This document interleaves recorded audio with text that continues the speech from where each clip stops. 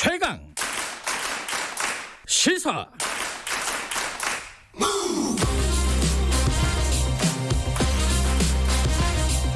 지금 여러분께서는 김경래 기자의 최강 시사를 듣고 계십니다.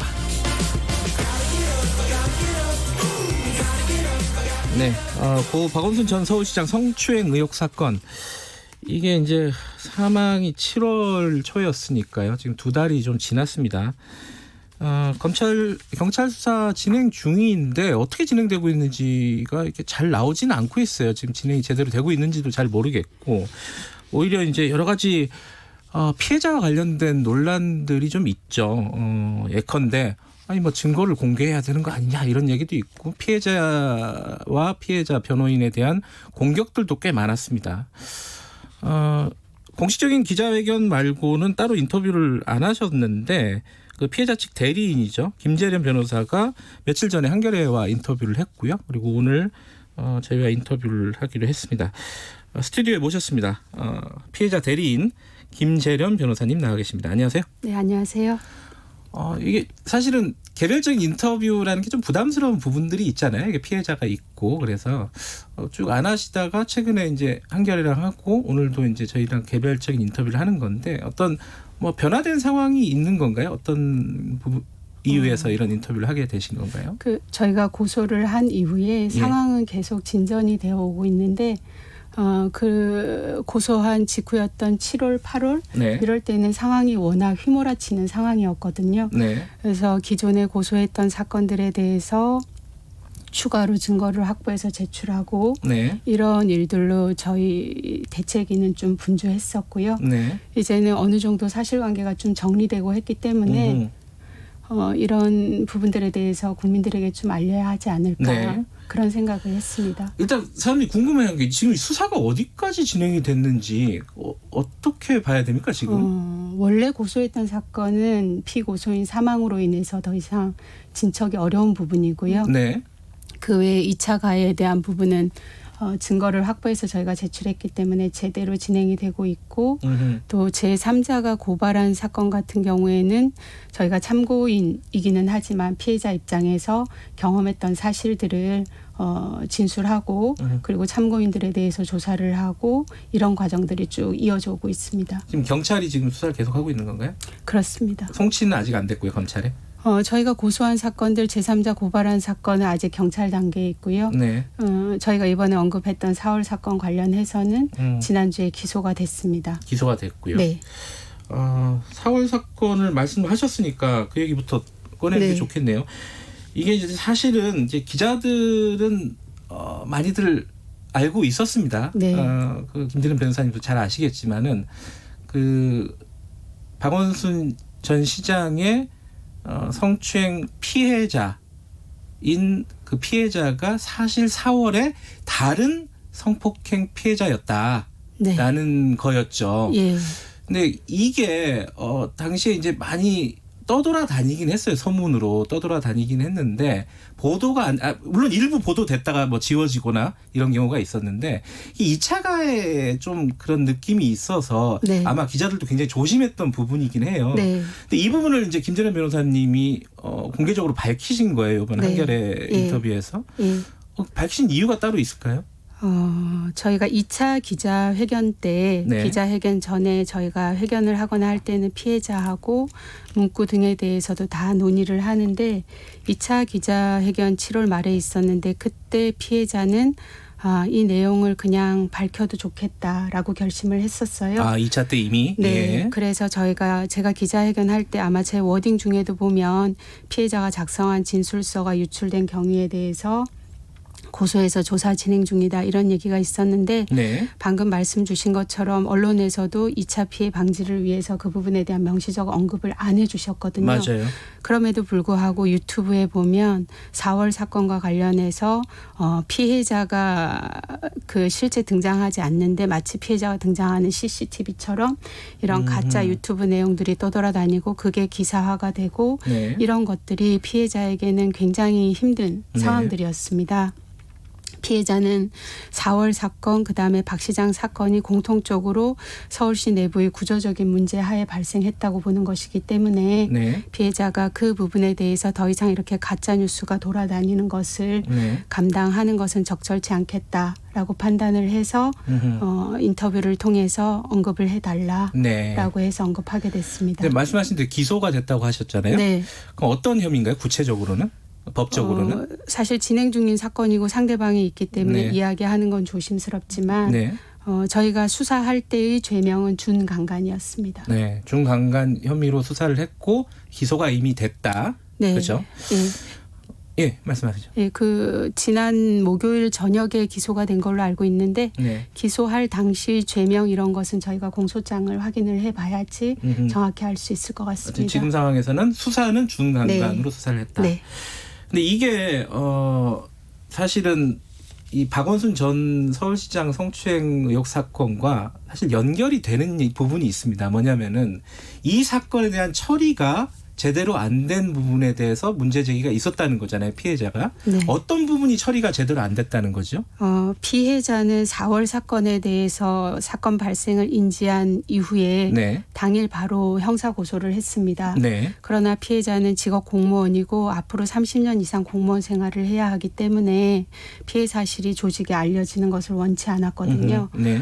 며칠을 피해자가 병가로 쉬다가 출근을 했는데 출근하는 날 서울시 다른 직장 상사로부터 연락을 받았습니다. 네. 그 내용은 다름 아닌 4월 사건 관련한 언급이 들어있는 내용이었고 네. 합의에 관련한 내용이었고 그래서 피해자는 본인은 드러내지 않으려고 했던 사실이 이미 조직에 소문이 났다라는 사실에 굉장히 충격을 받았고요. 네. 이에 피해자가 그 인사 담당하시는 분에게 네. 진상조사와 징계를 요청했습니다. 네. 그런데 제대로 조치가 취해지지 않았고 오히려 그 4월 사건의 가해자가 직위 해제가 아니라 전보 발령이 났습니다. 전보 발령이 났고 그 업무는 피해자하고 업무 연관성이 있는 부서로 전보 발령이 났기 때문에 피해자가 거기에 대해서도 문제 제기를 다시 하고 네. 그리고 피해자가 이 사건이 이런 식으로 무마돼서는 안 된다고 생각했기 때문에 네. 너무 고통스럽지만 피해자가 직접 이 사건에 대한 걸 써서 언론사 6군데에 제보를 했고 네. 그래서 언론에서 4월 23일 오후부터 기사화가 되면서 네. 그제서야 그 다음 날로 직위 해제가 된 것으로 알고 있습니다.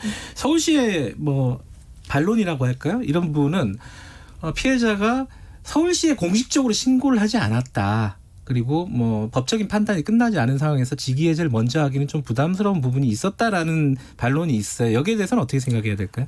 공식적으로 알지 못한 상태에서 성폭력에 대해서 피해자가 드러내고 싶지 않은데 조직에서 네. 개입을 하는 건 적절치 않을 수 있지만 이 사건에 대해서 조직에서 알게 됐고 담당자가 피해자에게 연락했을 때 피해자가 징계와 적절한 조치를 원한다라고 했으면 그것은 당연히 그에 따라서 절차가 진행이 돼야 하는 것이지 네. 공식적인 창구를 통해서 들어오지 않았기 때문에 우리가 할 수 있는 일이 없었다라고 하는 것은 그 자체로 책임 회피라고 봅니다. 결과적으로 언론 보도가 나고 직위 해제를 또 했죠. 하기는 그렇습니다. 또. 예. 근데 이제 이 부분에 대해서 일종의 음모론이라고 할까요?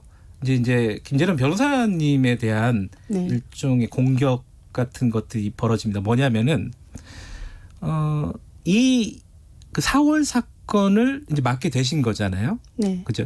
그 과정에서 박원순 서울시장의 범죄를 캐냈다, 유도했다. 피해자는 얘기할 생각이 없었는데 이런 얘기들이 많이 떠돌아다녀요. 여기에 대해서 뭐 한 말씀 해주셔야 될 것 같은데. 제가 박 시장하고의 개인적인 인연이 없습니다. 네. 그리고 피해자하고도 처음 만난 날이고요.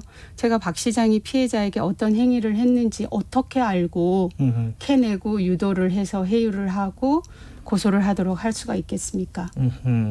전혀 사실 무근이다. 당연하죠. 그러면은 뭐 언론에 많이 나온 부분이긴 한데 피해자가 김재련 변호사와 연결이 되는 그 네. 과정을 잠깐 설명을 해주시죠. 굉장히 아이러니한 부분인 것 같아요. 예. 피해자가 4월 사건으로 힘들어했고 언론에 알려진 이후에 젠더 특보를 통해서 네. 이런 심리 치료를 받을 수 있는 의사 선생님을 소개를 받습니다. 네. 그리고 피해자가 그 젠더 특보의 소개를 통해서 만난 의사 선생님을 통해서 저를 소개받은 것으로 알고 있고요. 네. 그런 과정을 통해서 피해자가 저에게 왔는데 처음 상담을 할 때 저희가 1시간 상담을 하는데 거의 대부분의 내용이 4월 사건 관련이었습니다. 상담이 끝나갈 무렵이었는데 피해자가 또 다른 피해가 있다라는 얘기를 했고 피해자가 먼저 했다. 네. 예. 그리고 어떤 내용인지에 대해서 물었을 때 박 시장 얘기를 했습니다. 저희 사무실은 모든 상담을 할 때 저뿐만 아니라 담당 변호사님 한 분이 함께 입회를 하거든요. 네. 그래서 저희 둘 다 너무 예상하지 못한 일이었기 때문에 놀랐죠. 근데 상담은 1시간이 끝이기 때문에 일단 제가 다른 일정이 있어서 그날 상담은 종료를 하고 다시 한번 상담을 오는 것으로 했고 그 후에 상담을 왔을 때 박 시장 사건 관련해서는 상세한 이야기를 듣게 됐습니다. 그 상담 전에 피해자가 휴대전화 포렌식이라든가를 맡겼다고 들었습니다. 네. 그 말이 의미하는 말은 뭐죠, 정확하게? 일단 제가 봤을 때는 네. 피해자가 그 휴대전화에 대해서 포렌식을 맡긴 것뿐만 아니라 네. 저에게 상담을 오기 전에 서울시 내부의 상사하고 주고받은 그 대화 내용을 보니까 박 시장으로부터의 피해 내용에 대해서 그 상사한테 상세하게 언급을 했더라고요. 네. 그리고 포렌식을 맡겼다라는 얘기도 상사에게 했더라고요. 네. 그리고 피해자가 저에게 와서 포렌식을 맡겼는데 아무것도 나오지 않았다고 한다. 그런데 그 업체분이 피해자에게 다시 전화해서 핸드폰을 가지고 오라고 하고 업체하고 연결돼 있는 변호사가 있으니 소개해 줄 수 있다고 한다. 네. 그 얘기를 저에게 하더라고요. 네. 그래서 제가 나오지 않았는데 변호사를 연결해 준다는 거는 뭘까? 그리고 핸드폰을 다시 가져오라고 했을 때 이 핸드폰을 다시 가져가는 것이 적절할까? 그런 의문이 들더라고요. 그래서 핸드폰에 대해서 포렌식을 하는 것은 필요해 보였기 때문에 제가 같이 별도의 포렌식 업체에 가서 맡겼던 거죠. 그러니까 피해자가 변호사님하고 상담하기 전에 이미 박원순 시장과 관련된 증거를 모으기 시작하고 있었다. 그러니까 그 변호사님을 만나고 박원순 시장에 대한 어떤 그 폭로라든가 고소가 결정된 아닙니다. 게 아니라는 네, 거죠. 네. 예. 지금 피해자의 상황은 어떻습니까? 예, 두 가지 지금 범죄에 다 지금 진행이 되고 있기 때문에 수사가 네. 굉장히 어려울 것 같은데 건강이라든지 여러 가지 상황은 어떻습니까? 몸 건강도 그렇고 정신 건강도 그렇고 네. 지금 문제가 없다라고 하면 그게 오히려 비정상이겠죠. 다만 이 사안에 대해서 관심을 가져주시고 응원해 주시는 많은 분들이 있기 때문에 그런 것에 힘을 얻어서 피해자가 하루하루 견뎌내고 있습니다. 네. 피해자가 면접을 볼 때요. 네. 얼굴을 보기 위해서 불렀다. 면접관이 이런 얘기를 했다는 네. 인터뷰를 봤습니다. 그 말은 외모를 뜻하는 건가요? 저희는 그렇게 봤습니다. 왜냐하면 피해자가 인터뷰할 면접 볼 당시에 사용했던 핸드폰을 네. 최근에 저희가 포렌식을 해서 나온 그 대화를 보고 이 얘기를 한 건데요. 피해자가 면접 보고 나와서 씁쓸했다라고 친구에게 문자를 보냅니다. 네. 친구가 왜 그러냐라고 했더니 나는 메르스 관련해서도 읽고 네. 인터뷰에 잘 응하기 위해서 그러고 갔는데 얼굴 보기 위해서 불렀다.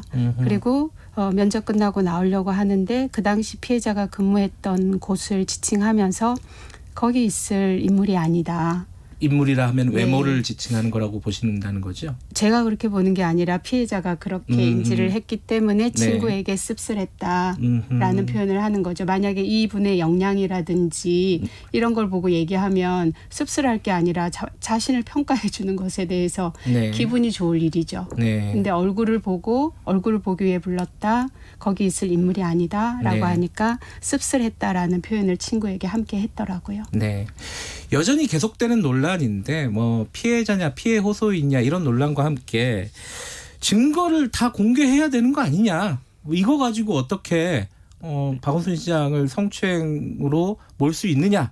이런 식의 문제 제기가 있지 않습니까? 여기에 대해서는 뭐라고 말씀하십니까? 피해자는 이 사건을 형사 고소한 피해자입니다. 네. 수사기관에 관련 자료를 제출하고 수사기관을 통해서 판단을 받는 것이 피해자에게 부여되어 있는 헌법적인 권리입니다. 네. 이 세상 어떤 사건에서 피해자가 자신이 고소한 사건에 대해서 전 국민을 상대로 해서 세세한 증거를 공개하는 경우가 어디 있었습니까? 네. 그렇지 않음에도 불구하고 왜 이 사건 피해자에 대해서는 그런 요구를 하고 비난을 하는지 네. 심히 유감스럽고요. 네. 정식적으로 수사를 받고 재판을 받을 때 우리 법에서는 형사 피의자, 피고인에게 무죄 추정의 원칙을 강하게 인정을 해주고 권리를 보호해주고 있습니다. 네. 이 사건의 경우에는 그런 절차를 포기한 사람은 피해자가 아니고 피고소인입니다. 네. 관련해서요. 며칠 전에 MBC가 입사 시험을 치는데 이거 피해자냐 피해 호소인이냐 이거 어떻게 생각하느냐는 취지의 문제를 냈다고 합니다. 이거 어떻게 보셨습니까, 이 부분은? 어제 기사를 통해서 확인했는데요. 네.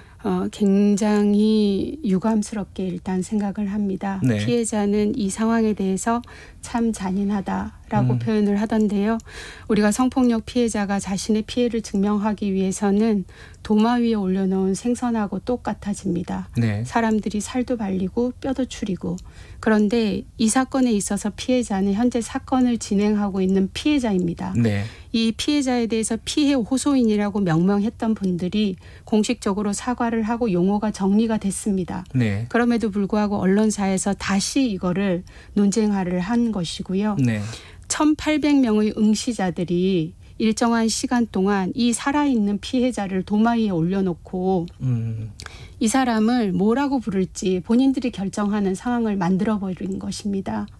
피해자 입장에서는 내가 피해를 입었다고 주장하고 법에 고소를 했고 우리 법에서는 그 단계부터 피해자로 명명을 하고 절차상의 보호 규정을 적용을 하고 있고 네. 피해자의 무료 법률 구조를 받을 수 있도록 하고 있고 그런 절차를 이 사건 피해자도 지원받고 있는 것인데 도대체 어디에도 없는 피해 호소인이라는 명칭을 쓰는 것이 맞는지에 대해서 이렇게 의도를 가지고 질문을 하고 논제로 던지는 것 자체가 매우 유감스럽고 안타깝다라고 네. 생각합니다.